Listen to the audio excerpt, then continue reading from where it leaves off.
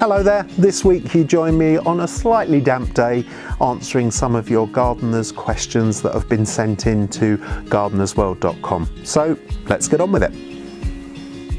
So first on the agenda this week, Phil asks David what should he do with the tulip foliage once his tulips have finished flowering. Well Phil, I would leave those tulips for as long as possible before you cut them down, and in fact the best way possible is to leave the foliage for about 6 to 8 weeks until it's started to go yellow and then turns brown, and you can actually pull it from the plants. That means that it's probably going to still be in when you want to get out and put out your summer bedding plants, for example. So just be cautious if you do lift them before they've fully died back.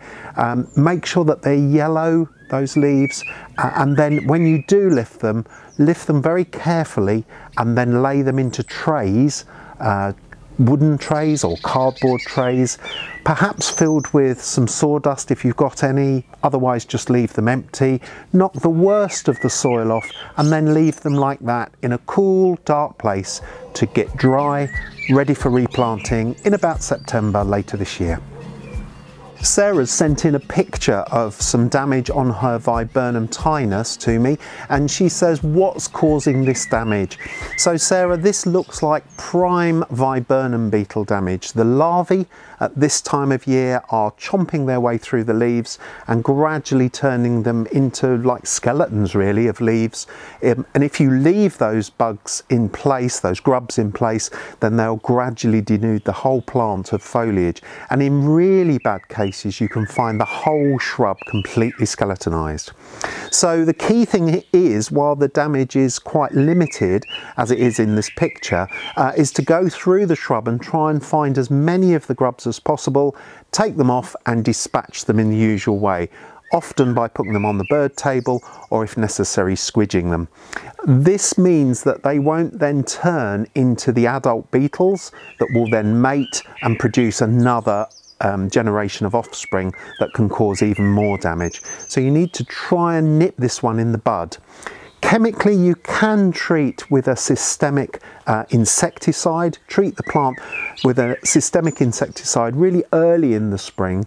It's probably too late now that you're seeing this damage. The systemic insecticides work by being taken up into the system of the plant, where any of the grubs, as they eat the foliage, will be killed by the chemical. But really, hand picking is your best way. Now Gemma wants advice on what shrubs she can plant at the end of her garden. She says the soil is very, very damp and she wants to try and disguise a wall at the end of the garden as well. So in those sorts of conditions, Gemma, I'd be inclined to go for things like cornus and willows, but treat them as decorative stemmed specimens. That means cutting the shrubs back down hard every year in around about March time, so that you get a real vigorous amount of growth that will carry the best coloured stems ready for the following winter. And then once the leaves drop off in the autumn, you'll have those jewel-like stems to enjoy right the way through until the following spring, and then cut the stems down again and start again.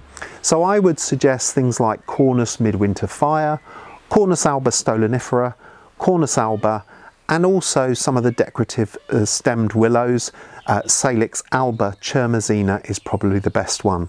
And these will be in all sorts of shades, from russet reds through oranges and yellows, and there are even some black stemmed ones. So down at the bottom of your garden, I think a winter stem border will look absolutely brilliant.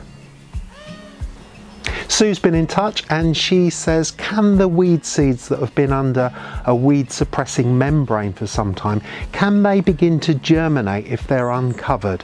Well, the thing is that weed seeds are very tenacious, and even if they're covered up for 10-15 years sometimes, they can still germinate. The seed can still be viable. So the key thing really here is, Sue, if you want the weed seeds not to come up, then cover them back up again, cover the surface of the soil to suppress those weeds. And lastly this week, Geoff sent in a really good picture of a plant, and he says, what is this plant? It suddenly appeared in my garden. I haven't got a clue what it is and I haven't planted it. So Geoff, this is a plant called Asphodylene lutea. Not quite sure how it's got there, whether it might have seeded and grown. It has quite interesting greyish green grassy like foliage, and then it's crowned off by this sort of musty yellow coloured flower that's really spectacular. If you leave it, it will gradually turn into a nice good clump, and that clump can be divided, and it's actually an ideal plant for going in hot, dry conditions, and it's an absolute bonus, and I'm very envious. So there you go, another batch of questions answered, all sent in through gardenersworld.com to Ask David. I'll be back next week to answer yet more of your questions. In the meantime, stay safe and happy gardening.